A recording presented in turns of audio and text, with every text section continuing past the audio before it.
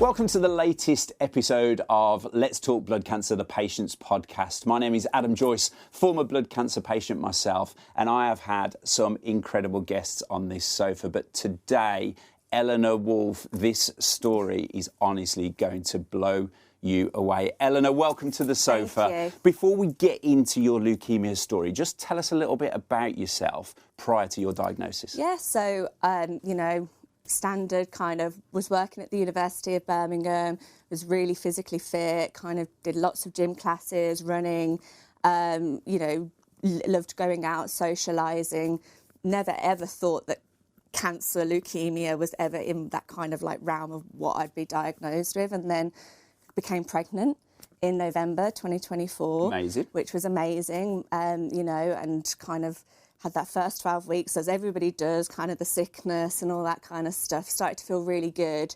And then around February 2025, just started to feel a bit lethargic, kind of was getting a little bit out of breath when I walked to the train station.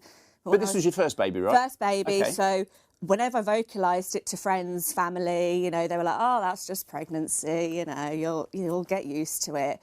And then it started to become a little bit more. And I remember speaking to my sister who has 3 kids, saying, this is really odd because physically, like pre-pregnancy, I was so fit. And she was like, oh, honestly, pregnancy just takes it out of you. Don't worry about it. And then around beginning of March 2025, the lymph nodes on my neck started to swell. And I was like, that's just odd. Did you know they were your lymph nodes, or did you just think you got a swelling on your neck? Randomly, years ago, I had a viral infection and my lymph nodes here started to swell, but it was a viral infection, so took the antibiotics, it all went. And then so I was like, this is odd. And it really started to, grow. And the only reason I went to the GP is because I felt self-conscious. And I know that's really embarrassing to say now. About your appearance? Yeah, about my appearance. And that's the only reason I went to the GP. So you didn't think it was a pregnancy complication? I kind of was a bit like, this is odd. I did a bit of Googling, but nothing was coming up about swollen lymph nodes and pregnancy.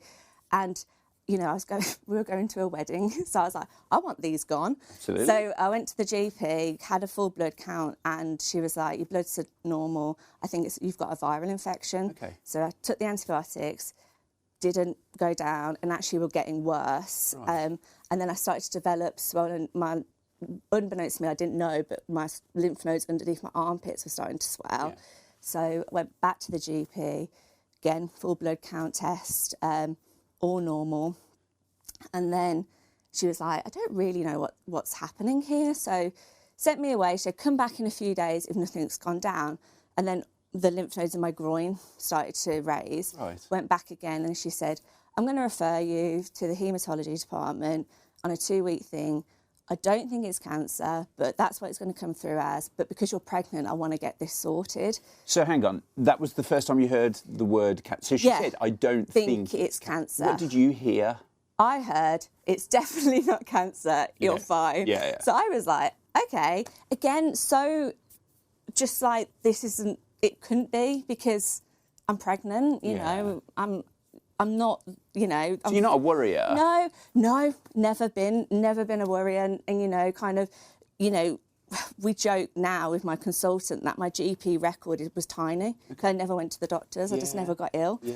And then I just got ill with leukemia. So, well, yeah, literally. You've just dropped that bomb, haven't you? Yeah, I just got ill with leukemia. So you were 24 weeks at the time? Yeah. Did you think that your GP was providing all this care for you really just to be safe because you're pregnant? Yeah, absolutely. And you'd still got all your experienced mums telling you this is just normal? Yeah, absolutely. It completely, exactly that. And, I was vocalising to her, this is my first baby, I don't really know what's happening and all this, to my body because it's just so new, and she was just like, no, it is just a bit odd, but I don't know what it is because all your bloods are fine. Yeah. And obviously that's the giveaway sign is that your bloods start to go a bit haywire. So no, completely. Even when I was sat in the waiting room of the haematology department at Good Hope Hospital, in Sutton, Coalfield, I was like, looking around thinking, why is there so many cancer posters in here? Because I was so this isn't cancer. And were you surrounded by cancer patients as well? I think I was starting to look around and be like, these I didn't know if they were cancer, in all honesty, but, I was like, some people were wearing headscarves and hats and stuff. And I was like, this is a really bizarre place, because I was just so I haven't got cancer. It hadn't even crossed my mind. Yeah. And then my partner started, because he came with me, I think we both then started to be a bit this is really what's going on here? Mm-hmm. And then we went in, and that's when it was, she did a physical examination of all my lymph nodes, and that's when she said, we are potentially going to have to treat this as suspected blood cancer. And I was like, wow. What? Yeah. And I didn't even think of me. I was like, what? I'm pregnant. This is my first baby. Yeah. What is going to happen? And she was like, I don't know. Because it was so, for her, I think for the consultant I spoke to, she was like, we've got to just confirm that this is blood cancer. Okay. So then I jumped on that. So I was like, oh, okay, so you're telling me it might not be. It might not be. Yeah. And she was like, I don't know. And, we were, and obviously we were trying to ask questions, and unfortunately for this poor consultant, she was like, I don't know at this stage. Yeah. And do you know, had she dealt with anyone before who was midterm pregnancy? No. And I've got to ask you, Eleanor, because so many people watching this will want to know, who are you most concerned about? My baby. I wasn't concerned about me whatsoever. Even when I had a blood count done that day, and my white blood cells had gone from a normal range to 189, so that's when they knew something wasn't right. Yeah. And that consultant actually stayed that night until 8 p.m. to actually examine my blood, and that's when they saw the mutation. And then on the Saturday, I got a call from the Queen Elizabeth Hospital in Birmingham to say, we are now going to treat this as blood cancer. And the first words were out my mouth were, what's going to happen to my baby? Yeah. And and I just didn't care about me. No. I just was just so he was like, do you want to know about how, and I was like, I don't care. I don't care about my treatment. I don't care about anything about that. And he just couldn't give me an answer. He's like, and I'm so sorry to do this over the phone, but I can't give you an answer right now what we're going to do. But we need you to come in, and we need you to come in really soon, because we've got to start treating. How soon did they mean? So I was called on the Saturday. I got a bed on the Sunday night. Treatment started on literally on the Monday. I saw my actual consultant, Dr. Lindsay George. She gave me the diagnosis of T-cell acute lymphoblastic leukemia. Okay. And on the Thursday, it all started. I had a bone marrow biopsy done. I started chemo on the Thursday. So Lindsay was your consultant. Yes. Had she ever treated a patient who was pregnant? I think she's treated quite a number of years ago, but it was still very, very new to her. So she brought in the obstetrician team at the Women's Hospital in Birmingham. So all my care got moved from Good Hope to the Women's Hospital, sorry. And it was, on that Monday, I just remember sitting in this hospital room, which I'd never been in this environment before, had consultants, doctors coming in left, right and centre. And at that time, obviously, they're a haematology department with a pregnant woman. They're panicked. And they're like, you might have to give birth this week. And I was like, what? At what, 25 weeks? Yeah, 24 weeks. So, yeah. I remember calling my midwife and explaining it. And she was like, I'm sorry, what is going on? I've literally just seen you and you're perfectly healthy and fine. And I was like, yeah, they're on about, I might have to give birth this week. And she was like, okay, well, if that is the case, don't worry. Trying to, coach me say almost through this, because I was what is going on? And then, the obstetrician team at the Women's were like, let's all take a deep breath. You don't have to give birth this week. Oh, gosh, and what a roller coaster. Yeah, it was a roller coaster. And obviously for me, my concern was, I had to have chemotherapy straight away, because it was, this leukemia was raging through my body, Was there ever a discussion, Eleanor? Was that ever what if I don't have chemotherapy? Because I guess the concern, and one of the first questions undoubtedly you would have asked, is what effects is this chemotherapy going to have on my unborn child? Me and my partner had to have some very difficult conversations with with Lindsay, you know, do you want to carry on the pregnancy? Obviously, we wanted to, but we were really concerned about the safety of, you know, of our unborn child. And that's when, you know, it was very much referring back to the research that's been happening. You know, this chemotherapy had been used with pregnant women prior, and actually there had been no recorded issues with... So there was some history then? Yeah, so there was some history. Amazing. Which obviously for me, you know, and obviously my family, my partner were like, you've got to have the chemotherapy. But my mind was still a bit like, oh, you know, what is going to happen? And I remember having this conversation with a nurse actually on the ward, and she said, well, if you don't have the chemotherapy, your baby won't have a mother ultimately, so you need to. Is that how blunt it was? It was really that blunt, okay.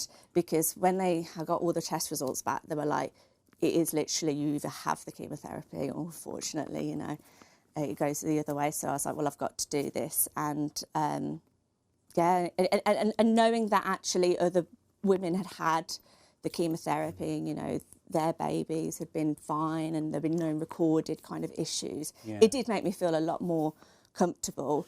Were you able to reach out to any of those women? Because I know, looking back to my diagnosis, I just wanted to talk to someone who'd been there. Yeah. Were you able to do that? No, I think, do you know what? It was really weird. I kind of went into this, like, go mentality, and I was just like, right, let's just do this. But that's you, though, yeah, isn't that it? is just me, Yeah. just general life. So, you know, I just was, and again, looking back at it, you know, it's really good to reflect now that we know the ending of the story. But I just think I was just so like, ignorance is bliss. The doctor's telling me that this isn't, it's okay. Like, you know, I just felt reassured by them.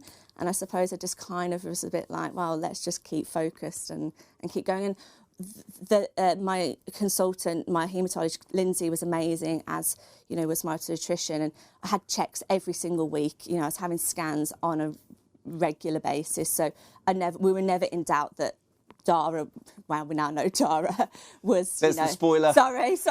No, we love it. Yeah. Do you know, I love that, because there'll be so many people watching saying, what's the ending? Yeah. So Dara... Yeah, Dara, yeah. So little Dara, it was fine, you know, and you know, so that was obviously really, really, really reassuring, you know, that actually I was, you know, getting a bit better and he was actually okay. Yeah. What did you find were the hardest moments in those first few weeks? Because as a patient, we go through this real shock and a real roller coaster of emotions, don't we? And you've got to tell all your friends and your family, and I guess pregnancy is something that you should be really enjoying. Yeah. So what were the hardest bits for you? I think it was, I know it sounds really silly, but it was cancelling all like my NCT, like, because I couldn't do that because, you know, I was an inpatient at the QE, and it was all that normality of, like you say, like, oh, actually, you're a first-time mum, you should be doing this, and you should be going to pregnancy yoga, and you should be doing all this stuff. And just having to cancel all that and feeling a bit like my journey's so different. And then also at the same time getting all this information about, you know, acute lymphoblastic leukemia and what would be happening long-term, and me thinking, oh, I thought this was only going to be a 4-week thing. I thought I'd only get in chemo for 4 weeks and then life would go back to normal. I think I was in such a space of denial of what was the long-term impact of this diagnosis that I was a bit like, but when am I going to be a mum?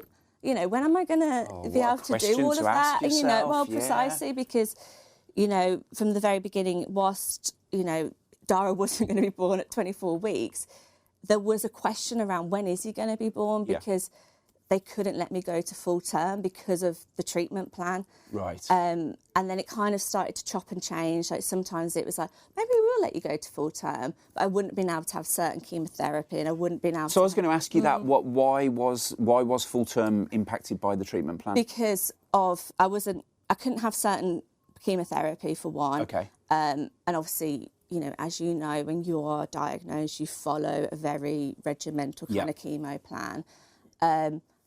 You know, it was kind of around, so when you are diagnosed with a blood cancer, at the end of your first round of chemotherapy, you have a bone marrow biopsy. Unfortunately for me, my bone marrow biopsy wasn't a good result. It showed that I wasn't in remission, so I needed to very quickly restart the chemotherapy. I couldn't have a break. So again, it just showed that this type of ALL was a bit more aggressive in me. So, you know, it was just, for my diagnosis, it just was never be able to go to full term. Okay. Did you go through that time of trying to find out why me, why now? And probably asking yourself if there was any link with the pregnancy. We know that there wasn't, so we can discount that. But did you get the answers to those questions? So that was the first, when I came in on that Sunday night and I saw a consultant who, you know, was talking me, my family and my partner through it, that was the first question. I said, is this linked to pregnancy? And he was like, no, unfortunately for you, this is just an unfortunate kind of, you're pregnant and you've got this diagnosis. And he actually explained it really, really well. He just said, with leukemia, it's like a flick of the switch. Like one day you could be absolutely healthy and the next day something flicks in your body and that mutated cell, you know, in your bone marrow goes and it just spreads across your body. Doesn't make you feel any better, though, no, does it? it doesn't at all. You know, I mean, we can be special for lots of reasons, but exactly. I'd rather... Like, and it was, you know, and I remember saying to him, I was like, yeah, but I'm only 30, I was 32 at the time, you know, I'm really healthy. And he said, it doesn't matter. And he said, it's not a lifestyle thing, you know, it really isn't linked to your lifestyle. It can happen to anyone, you know, and it was just like, well, why me now? Like, why me at 32 when I'm pregnant? Am I getting this? Yeah. And he was just like, I know this isn't the response that you want, but it's just a bit of unfortunate timing. I don't know anyone who's ever got the answer to that question. I know. So let's forward things on a little bit. Dara was born when? So he was born at 32 weeks. So he was born on the 20th of May, 2025. So a lovely looking birthday when you iron it all out. Yeah. But yeah, no, so I went for one of my routine scans at the Women's and my placenta had just kind of been like, I'm doing so much, like I can't do anymore. Yeah. So it was, okay, we need to keep you in for a week, and at 32 weeks we're going to do a planned C-section. Yeah. I think you'd expect at this time that he comes crawling in. Oh my God, onto the sofa. I know. But you decided not to bring him today, didn't you? All you could hear was baby scratching and him looking at his feet and trying to put them in his mouth, so I was like, best to leave him at home. But yeah, no.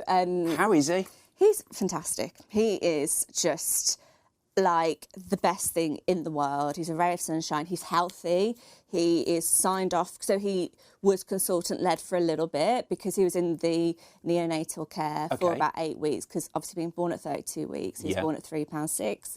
He needed a bit, I know, it was like when I think now, he's like teeny tiny. Now he's like big. Yeah. He was, you know, needed a bit of extra care, you know, a bit of oxygen, kind of that sort of support. But he was then discharged and, he is, I mean, really healthy, strong, standing, will not roll, will not crawl. He wants to walk. So he's got a mind of his own. Love this. He is determined. Yeah. He is, you know, just a healthy, normal baby and is just, fantastic. Perfect. And I think you deserved that, didn't you? Oh, God, yeah. The question that's really on the tip of my tongue, though, is you clearly love him to bits. Of course you do. Yeah. But was it just as easy to bond with him when he was first born, or were you not able to do that because of your treatment? So, you know, that was the bit, I think, in my whole entire process that I've found the hardest because I had my C-section at 32 weeks. I was obviously off chemotherapy then, but unfortunately, because it was such a at that point, they had wanted me to go a little bit further. So I'd had the chemotherapy that I'd had the week before. That was the last bit. And then I was going to have a bit of a break so that I could breastfeed for a bit. Okay. But obviously, everything happened so quickly. So it was like I couldn't breastfeed, which, you know, it did kind of really upset me because that was something that I wanted to do. And I did make that quite clear. But, you know, unfortunately, we just couldn't. And then it was, you know, I gave birth and he went straight to the NICU. And, you know, I was around women on the ward who had their baby next to them. And then obviously, you know, you go to the NICU and they were amazing there, like so understanding. They knew about my circumstance. They were really understanding. But I had to go back to treatment. Like I had to have treatment, you know. So the week that after I'd given birth, I was back in the clinic having a treatment plan, talking about my stem cell transplant. And it was like, bam, back to reality. Yeah. And then, as you know, when you're receiving chemotherapy, you are tired, you are, you know, not feeling great, you're feeling lethargic, and you're not feeling 100%. And I hadn't just And I'd just had a C-section as well. So my body was going through so much. And, you know, there were nights, especially, you know, and again, the clinic at the, you know, the haematology clinic were incredible. They were so like, when do you want your treatment? Because when do you want to see Dara? And I was trying to do everything. And then I unfortunately did get ill because I was having my treatment in the morning, going to see Dara in the afternoon, and not looking after myself and not giving myself that time to really rest, and, you know, picked up an infection, as you know, it's so common with blood cancer patients. And I remember keep saying, like, has someone written a book about how to do this? Because it was so hard, and you had this mum guilt of, you know... You know that's your job. Yeah. Hopefully Give me 2 years. Hopefully you've started doing that already. Eleanor, how long was it before you were told that Dara has not suffered any ill effects of your treatment? How long did you have to wait to find out? Pretty much straight away. So when he was born, he had all his routine checks, and the consultants were really closely monitoring him. And to be honest with you, he was responding like a normal baby. And they were actually saying, you know, he came off the oxygen within like a week and a half. They were like, he is really strong. So we kind of knew very early on that he had not been affected at all. You know, obviously when anything kind of happened, I was like, is this the chemotherapy? Is this the response to this? And they were like, no, this is just a normal... If a baby was in the NICU, this would be what would happening.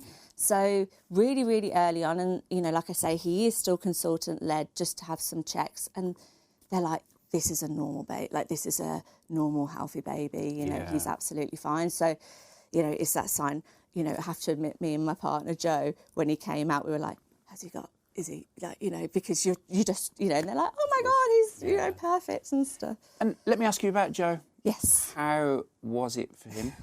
The whole thing? I mean, yeah, he's just been incredible.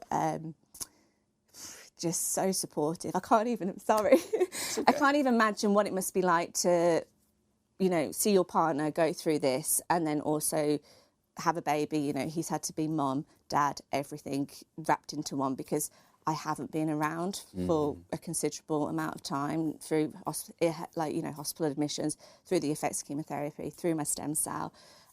He's just done it like a champ. Amazing. You know? And looking at Dara now, I bet it's just so awesome. So we know that Dara's awesome. Yes. I can see you're awesome. Thank you. But where are you with your treatment? Yes, so I had my stem cell transplant in October. Yep. So my donor was a Polish guy. It was unrelated. So had all of that in October. Can you just talk a little bit about what a stem cell transplant is for those who might be watching who are not too sure? Yeah, so a stem cell transplant. So for me, it was obviously you have your tissue typing. So they kind of match you. My siblings weren't a match, so they went out to the kind of general sort of stem cell donor register, yeah, correct. And found this match for this guy from Poland who was a match. So he very kindly sent over his stem cells. And for me, I had to have total body irradiation. Yeah. So I had that for a week. That's brutal, isn't it? That is brutal. You are basically stripped of everything because, you know, radiotherapy, normally you're targeting a very specific area, but you're having it in your whole entire body. Yeah. And they don't know a healthy cell. That doesn't know a healthy cell to a cancer cell. So you are... Yeah, and at the same time, I was receiving chemotherapy as well to make sure that everything was gone from my bone marrow. And then the following Tuesday, I got all these new stem cells, which was incredible. Yeah. And then you're in hospital for about a month whilst they monitor you because your kind of your hemoglobin and everything just kind of dips, and then you have to have your neutrophils, which is basically what fights infection, has to be above a certain level for you to go home. So I was in hospital for 4 weeks in total. And now? And now I've just had this week my results from my 100-day bone marrow, and it shows that the cancer is undetectable still. Oh my gosh, so that's like news. Amazing. I had my first sip of alcohol for well over a year. What did you have? I had a glass of champagne and it went to my head, of course. That was it. So, do you know what? You thoroughly deserve that glass of champagne. Yeah, absolutely. I was in bed by 8:30. It was brilliant. Yeah. And so now I am going to, because with total body irradiation, it strips everything. Yeah. So all your childhood vaccinations, everything. So now starting to regain that normal life of being able to get vaccinated. Is there an effect on fertility? Yes, absolutely. So I will now be infertile. I'll have menopause early. Okay. And so, so we are just so blessed that we have Dara. You've got Dara, yeah, indeed. absolutely. And as far as hairstyles and things like that are concerned, I know. It's a great conversation to have with people who've had chemotherapy. Yeah, 100%. People told me my hair was going to come back ginger. Nothing wrong with that at all, but Well, before all of this, I had ginger hair, and everyone was like, yeah, it'll come back really, really red. My hair has come back grey here, jet black at the back, curly. But it is weird because you're bald. Yeah, fingernails stop growing. Yeah, everything. Yeah. You are literally bald everywhere. And all of a sudden your hair just starts growing back, and it is, unfortunately, everywhere. Yeah. So, your story is just incredible. It really is. Thank you. It's very rare what's happened to you. Yes, complete, yeah. But if there were to be another woman who found herself in your position now, probably a really difficult question, but where would you start in giving that woman advice? So I would say to anyone who is pregnant that isn't feeling 100% or is noticing weird things happen, go to your doctor. It might just be a pregnancy thing. It might just be, but just always talk to a medical professional because you just don't know, and get that reassurance. And I would say if you are going through treatment as a pregnant woman, there are charities out there that can help you. We've got Noah Star, and really reach out to people, because there is a community of women out there who you can talk to, and trusting your consultant, trusting the medical staff that are looking after you, but also vocalise your concerns. You are going through that treatment, and you do have a voice. So if you are nervous, if you aren't, quite sure about what you're receiving, speak to somebody and speak to your team, because the reassurance that I received enabled me to feel very confident in the treatment that I got, and very confident in what was going to happen. And I'm just so grateful that I listened to them, and Dara was born so healthy because of all of that. Amazing. I bet you can't wait to get home to see. What's he up to today? So my sister's looking after him today. He's got swimming, and then we'll just do, I don't know, as you know, with babies, it's just sort of whatever they want to do, you're kind of led by them, really. Yeah. And do you know what is amazing is that at some point in his life, Dara will be watching this podcast, and he will be able to try and comprehend what his mum went through. Yeah. What's your biggest sort of lesson or memory, if you like, from your journey? Oh, that's a really good question. So for me, I think my biggest lesson is actually how strong I am, and how I can actually get through so much. If I look back to March when I was diagnosed to now, I'm a completely different person. I think receiving a diagnosis like this when you're pregnant, you are just so determined and so focused on making sure that your baby, you are so well. And I was not going to stop at anything to ensure that happens. So, I remember Lindsay calling me and be like, we need to do this. I was like, do it. Whatever you need to do, I'm happy to do. And just making sure, just keeping that positive mindset, I think that was so important for my diagnosis, because that's what got me through. I made a very clear decision very early on. I could sit and wallow, or I could be like, right, let's do this and let's actually fight this. And I think now I want to, work in acute leukemia and stuff, to use that voice to ensure that other women out there who are pregnant, or anybody patient who's going through blood cancer diagnosis, feels that kind of yeah, we can do this, Amazing. Well, if there was strength personified, Eleanor, it is certainly you. It's been so good having you on the sofa. Thank you so much for story having me. Is unbelievable. Really hope that you've all enjoyed this episode of the Patients Podcast. My name is Adam Joyce, but more importantly, this was Eleanor Woulfe. Take care of yourselves, everyone.